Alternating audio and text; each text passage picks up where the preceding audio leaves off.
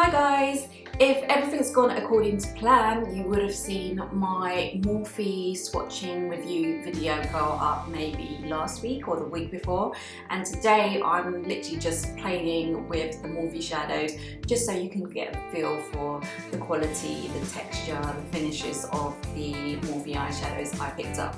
And as mentioned in my Morphe review and swatches video, 8 out of the 9 shadows that I picked up are actually from the Jaclyn Hill Favourites palette, which is sold out and has been sold out I think since the new year when it launched. I mean, I wanted it so bad that I actually hand selected from their range of individual pans my favourite shades from the Jaclyn Hill Favourites, based on her tutorials which she did using the palette, but also based on swatches that I've seen online as well. And yeah, so I've created this look which is kind of like a neutral eye but with a lot of warmth and a little bit of plum thrown in there as well.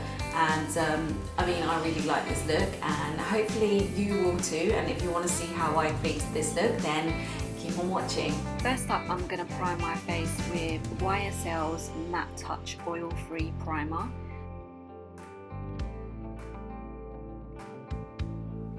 And the foundation I'm using is Giorgio Armani's Luminous Silk Foundation.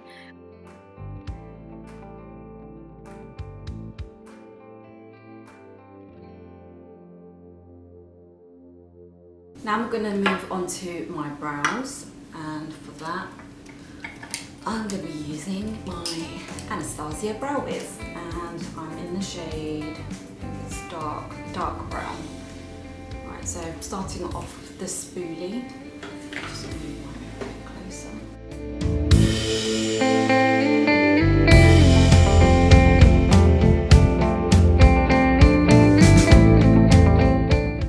Then I'm going to set my brows with the Loreal Brow Artist Plumper.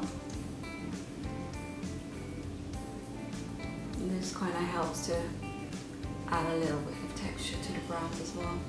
Kind of make the hairs stand out a little bit. So I'm going to start off with priming my eyes with the Lorac Behind the Scenes Eye Primer.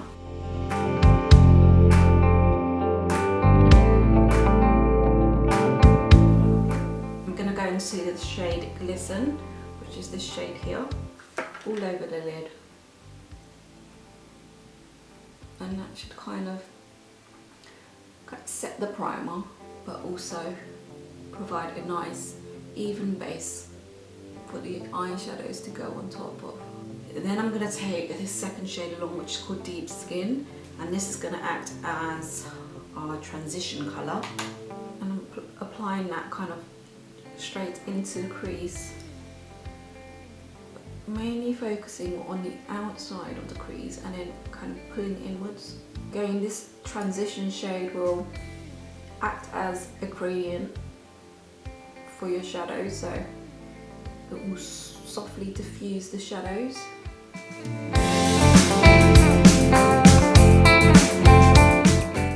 Then I'm going to take a big blending brush and kind of just go over that shadow and make sure that it's really well blended and that you can't really see where it kind of starts and where it ends. Everything is just kind of seamless. Then I'm going to go into a similar shade but one shade darker, and it's this shade, and this one's called Caramelized. Kind of go into that same area that you applied that previous shade, but trying to keep it more contained and more kind of strictly in the crease area.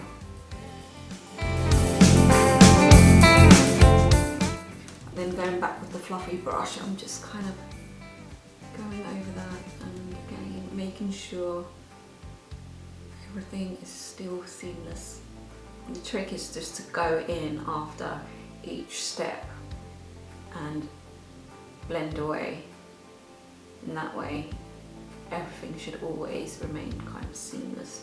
Then I'm going to use a little bit more of a precise brush, and this one is the 228 Luxe Crease brush from Zoeva, and I'm going to go into this bottom shade right here, and that is called Deep Cocoa, and I'm just really dabbing it with the tip of the brush, tapping off the excess, and then going on the outside of the crease and just kind of concentrating most of the product in there, and then pulling it along tightly in that crease line, and this will kind of add a lot more definition to that eye.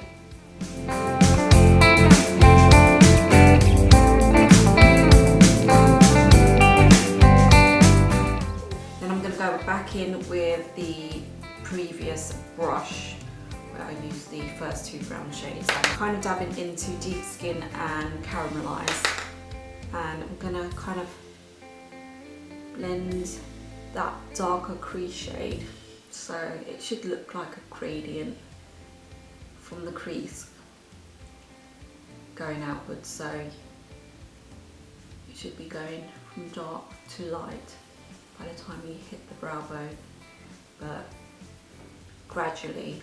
Okay, then I'm going to go in with the big fluffy brush, and this one's got no product on it, and I'm just going to go over that to make sure everything is seamless.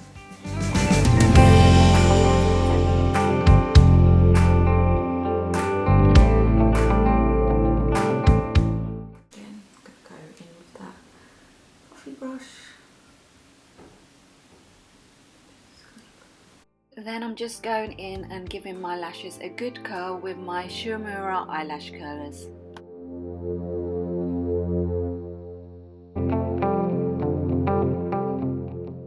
Okay, then I am going to go in with, let's see, MAC 266 angled brush and my Maybelline gel liner.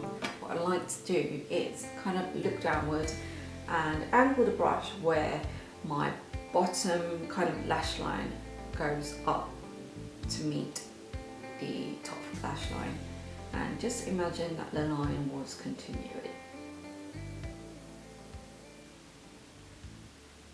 Pulling it back on itself.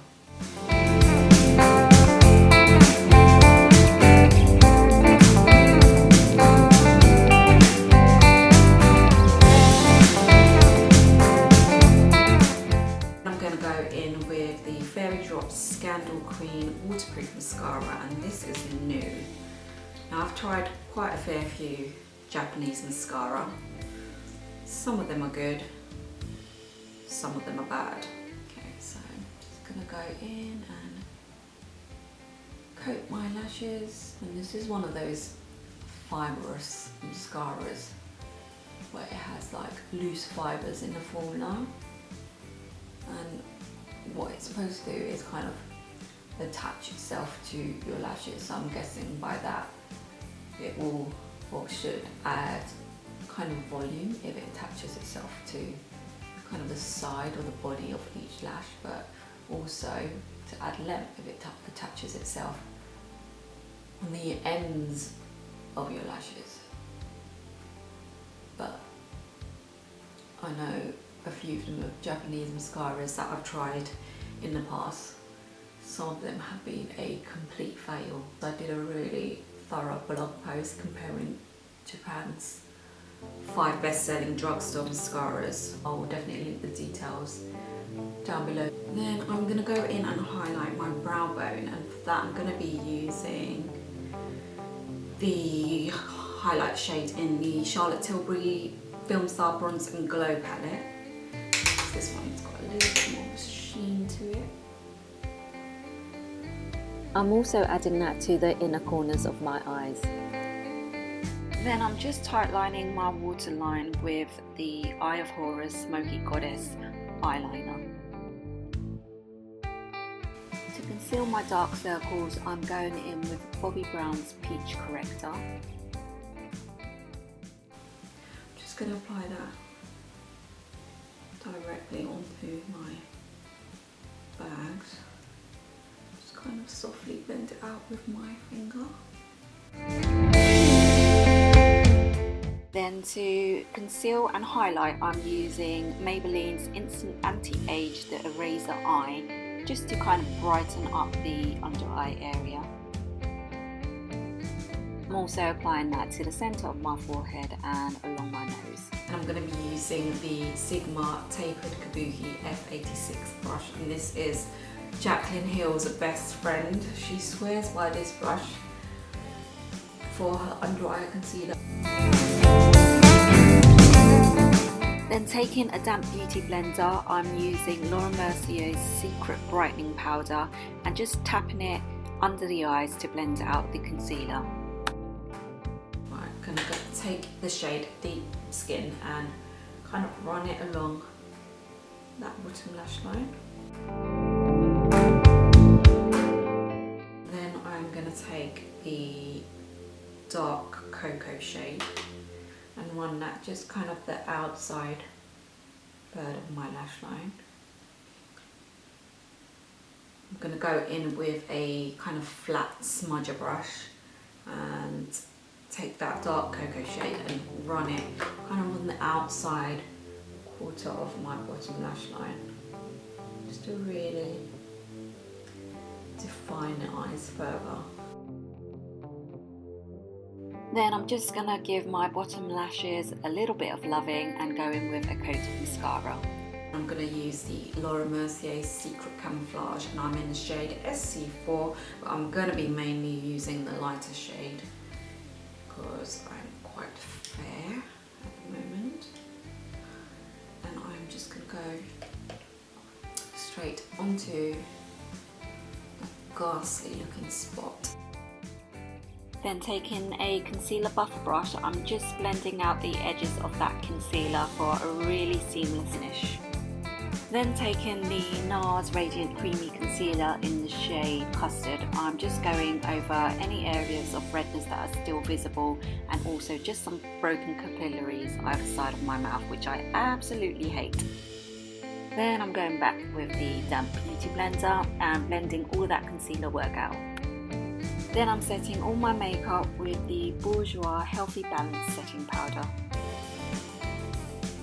Then using the Charlotte Tilbury Filmstar Bronze and Glow, I'm taking the bronze shade and just carving out some cheekbones, but also adding some much needed warmth to my complexion. For blush, I'm using Tarte's Amazonian Clay Blush in the shade Exposed. Then using MAC's lip pencil in the shade Soar, I'm just lining and filling my lips in, and this will help to make the lipstick stay on for much longer. And for my lips, I'm going to be using MAC's Kinda Sexy, which is a matte light pink shade. I'm not even sure how I forgot, but I'm just going back in with Charlotte Tilbury's highlighter shade from her Filmstar Bronze and Glow palette, just to kind of highlight the tops of my cheekbones.